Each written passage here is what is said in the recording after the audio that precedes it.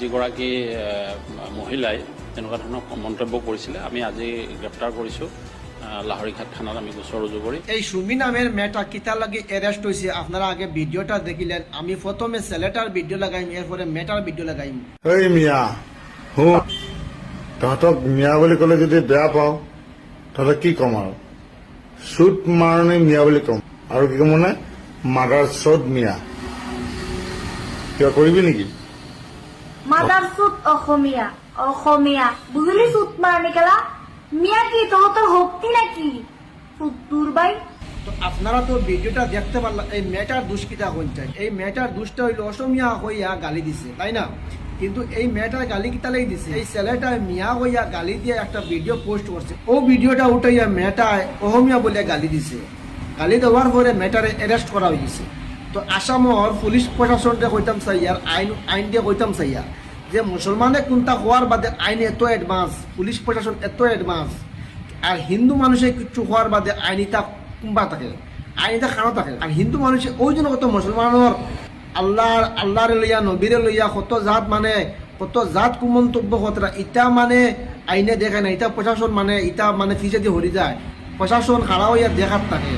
আর মুসলমানের কুচ্ছু হওয়ার বাদে মুসলমানের অহমিয়া বলে কিছু এখন গালি দেওয়ার বাদে মুসলমানদের অ্যারেস্ট করা হয়ে যায়।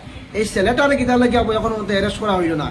এই ছেলেটা মিয়া বলিয়া গালি দিছে, এই ছেলেটারে এখন মধ্যে অ্যারেস্ট করা হয়েছে না, কিন্তু মেয়েটারে করা হয়ে গেছে। এই মেয়েটা কি মাতিছে, এই ছেলেটার ভিডিওর উপরে রিয়েক্ট দিয়েছে মেয়েটা। কিন্তু মুসলমানের প্রতি অত মানে আইন তো অত অ্যাডভান্স কিলা হইল, মুসলমানে কিছু হওয়ার বাদে পুলিশ প্রশাসনের দৃষ্টিত অত মানে ফলে কিলা। আর হিন্দু মানুষের কিছু হওয়ার বাদে কত ধরনের মিয়া মিয়া হইয়া খালি মাত মাতই, এর বাদে মুসলমানের আল্লাহ রসুলরে লইয়া কত মাত মাত কত গালি দেন, ইতারে অ্যারেস্ট করে না ইতা লইয়া। আর মুসলমান মেয়েটা খালি তোরা অসমিয়া বলিয়া গালি এখান দেয় বা অ্যারেস্ট হয়ে গেছে মেয়েটা। হ্যাঁ ঠিক আছে, অ্যারেস্ট হইতো মেয়েটা, আমি না হইয়েন না, কিন্তু আইন তো সবার লাগে সমান নাইনি।